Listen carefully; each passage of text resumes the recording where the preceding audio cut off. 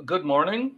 Good morning. Good day from Israel. This is Friday, just before the Sabbath comes in. Got a couple more hours to go.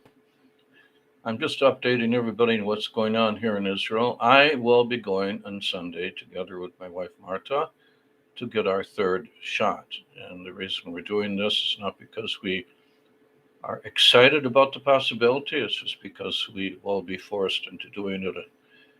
I am still attending the university, and unless I get the shot, I will not be allowed on campus. And it's not for sure that there'll be Zoom from home. So, the situation being what it is, we're getting the shot. Do I believe the shot is effective? The answer to that is maybe, but I'm not sure. It seems to me that what people are saying now, and what I've been reading, that if you actually caught the disease, survived it, you should still have immunity. Well, if that's the case, that's good. Our local doctor says so. I think I caught it in the very beginning, but I can't prove it.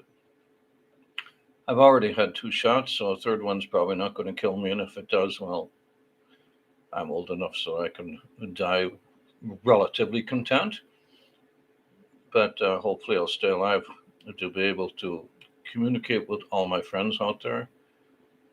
And I do believe that you are my friend, all of you. I do believe that you are important.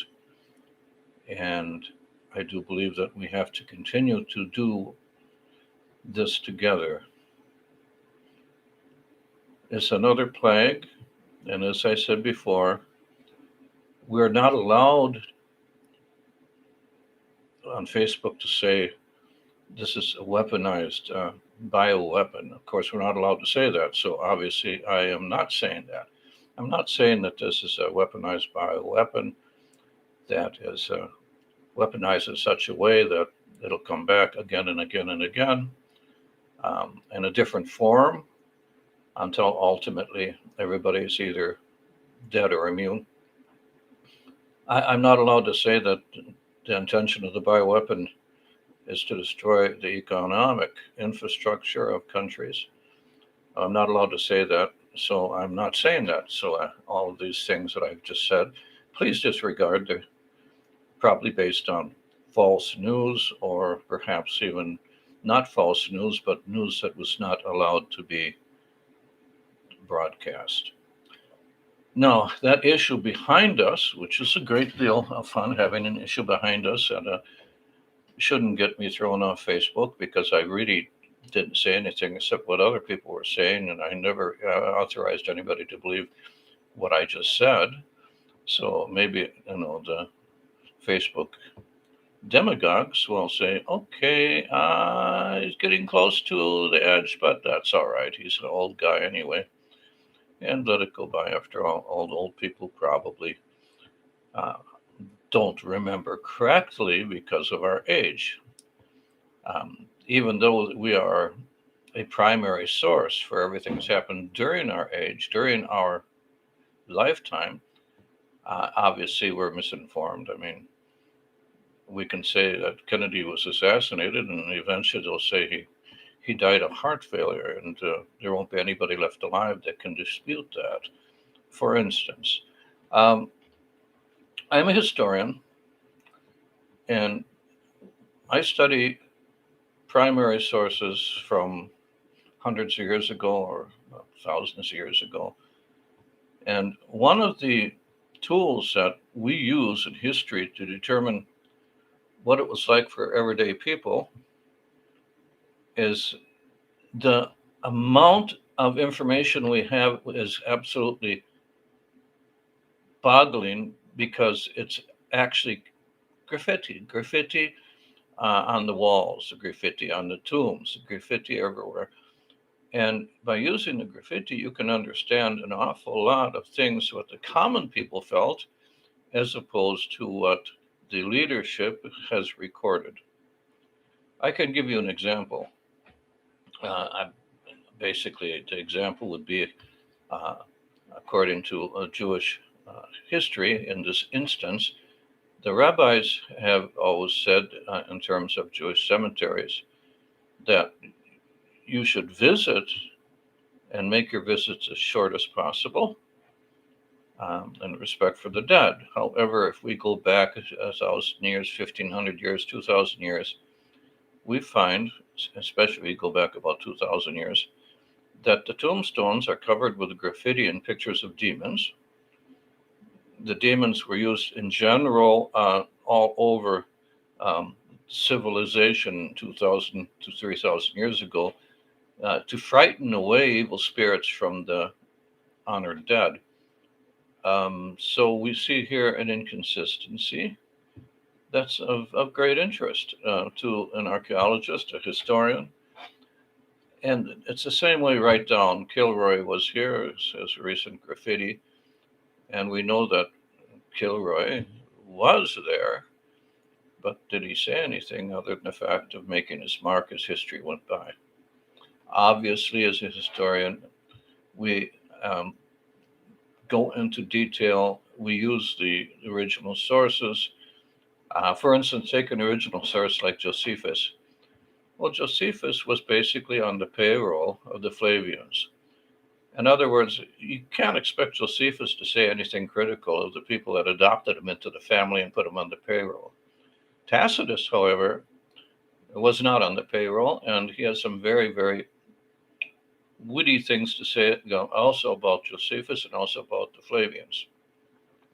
But he didn't seem to like them very much. So what do? You have to actually study everything you get your hands on, check the graffiti, check what the people thought, how they voted with their feet or not.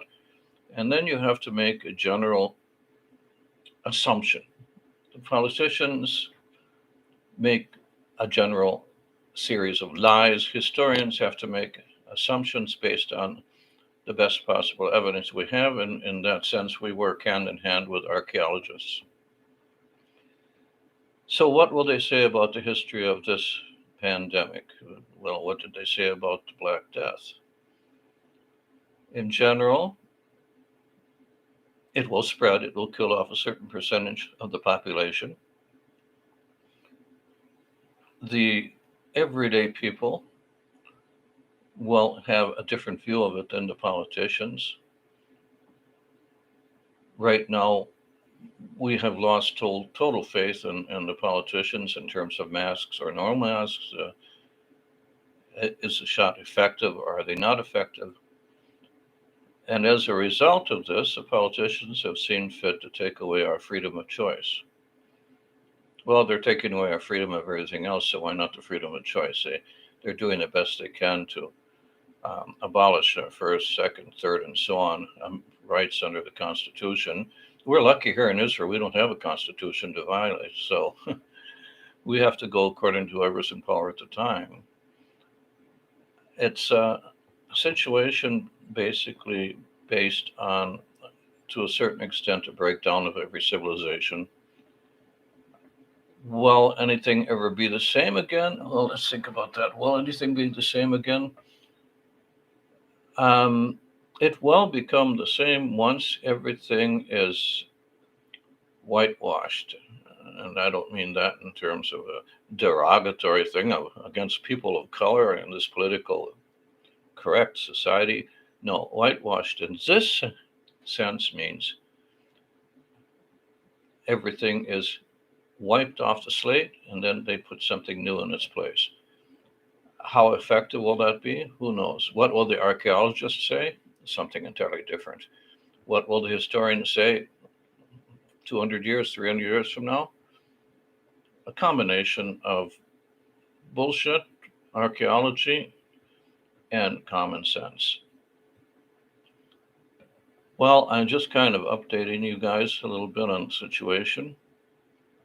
It's hot as hell, which is unusual because I've been here a long time and I can't remember any days like this.